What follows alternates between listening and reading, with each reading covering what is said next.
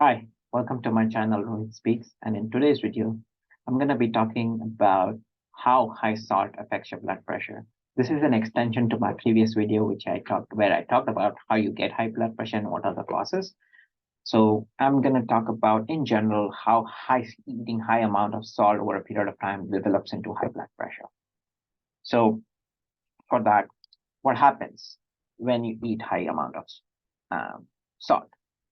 Organ which is affected severely is your kidneys. Now, what are the roles of kidney? And I've talked about it in my video where I made about kidney stones.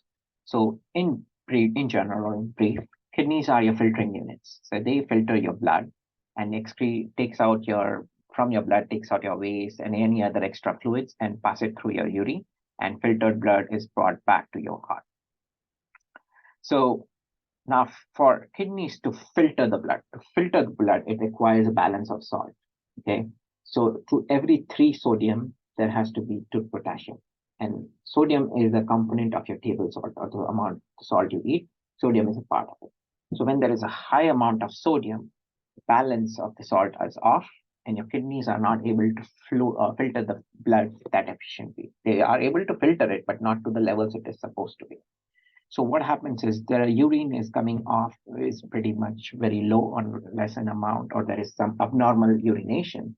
So now what will happen is your body signals itself something is wrong. I'm not urinating the normally it has to.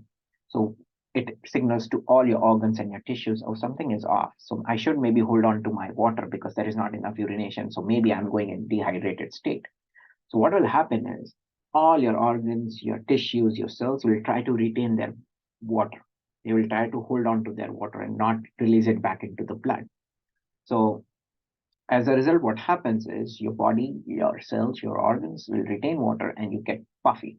It will signs of getting puffy is your face gets puffy, your hands get puffy, your legs get puffy or swollen. If you want to keep it in a normal word, it gets swollen.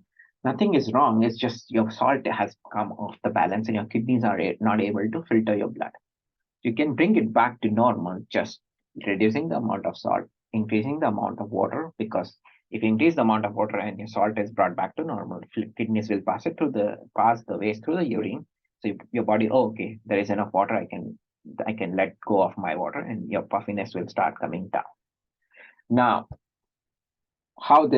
so what happened? You took high salt, kidneys are not able to filter your blood, you got puffy. Now, how this puffiness will lead to your high blood pressure? Now you can imagine, suppose this is my hand, right? I'm not suppose this is my hand, and it gets puffy, and there are like wires running through it, or your arteries and veins, which is carrying your blood. Now it's getting puffy, so it's gonna get put pressure. It's gonna get puffy. It's gonna get put pressure on those wires.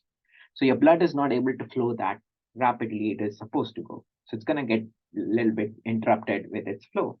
So your heart or your brain will signal to your heart, hey, it's not functioning. Your blood is not flowing the way it's supposed to. So your heart will start pumping it much more rapidly.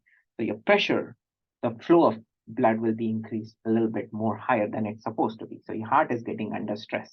And that leads to also more of your blood being pumped through your body and leading to the high blood pressure. So if you eat a lot amount of salt, your kidneys are not able to filter your fluids that rapidly. Your body tends to hold on to their water, hence your water weight, you call it as, increases. And that leads to puffiness. That puffiness tries to restrict your blood flow, hence your heart gets stressed, and then your blood pressure goes up.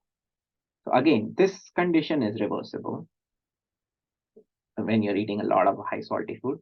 So what you could do is reduce the amount of high salty food or the sodium aspect of it, reduce it, increase the level of potassium to a certain level. It doesn't have to be too much. It just has to come up to a certain level so it can function. The imbalance of the salt can come back up because your sodium was this high, your potassium was already this much. So increase the potassium so it matches that balance, and then have a little bit more of magnesium so your functions everything properly, gets enough energy.